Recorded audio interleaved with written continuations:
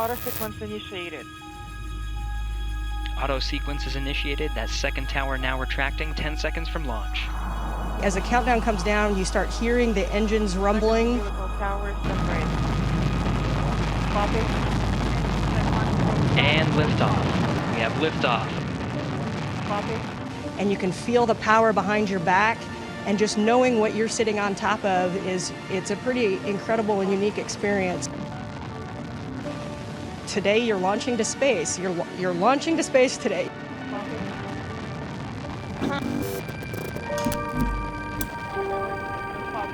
Everything is fine on board. 16 times a day, Anne McClain circles the Earth. She's an astronaut aboard the International Space Station, an orbiting laboratory as long as a football field. When I looked up at the stars, or when I looked at astronauts doing their jobs, it was something just deep inside of me that I felt like that's where I belonged.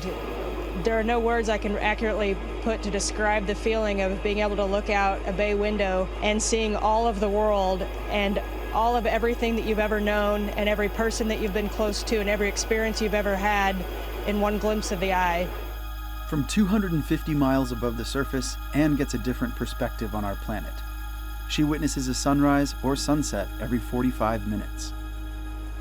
By far my favorite thing to see that I've been surprised at is watching the moon rises and moon sets. And it just moves so fast, it's like it jumps off of the horizon and up and over us. When you first get here, when you go into a new room, you want to go, okay, which way is up, which way is down, which way is left and right? Because we're so used to on Earth kind of just subconsciously mapping all of our surroundings like that. But up here, what's really interesting is that after a couple weeks, you don't think that anymore. It's like your brain remaps in 3D. But astronauts aboard the International Space Station have a job to do. They're growing protein crystals, researching Parkinson's disease, and performing experiments to help farmers more efficiently irrigate their crops. We have over 200 experiments every single day on board. Sometimes we ourselves become the experimentee. We're studying how the human body reacts in microgravity. We're doing experiments on ourselves, both mental, our mental reactions to things, how we're functioning, and how our blood is flowing, how our fluids are shifting inside of our body. So if we're doing, extended stays on the lunar surface, we need to understand kind of how that affects the human body. Much of Anne's research looks onward to the stars, but looking back offers unique insights too. Orbiting high above her home and everyone she's ever known, Anne can see all humanity and all our potential from a different perspective.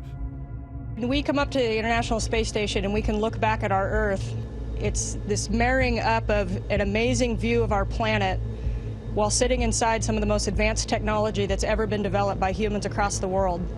And it gives you this perspective of really what we're capable of when we focus on our common interests instead of our differences. Every single day we work with people across the globe who are driven by a passion for exploration and a desire to go beyond where humans have ever gone before. You still remember that little kid in you that would look up at space and say, what's out there? That fundamental need to explore, to look past where we are right now. And maybe you can look up at the International Space Station and you can see that it looks like a star moving across the sky, and you think, for 18 years we've been sustaining human life continuously in this dot in the sky.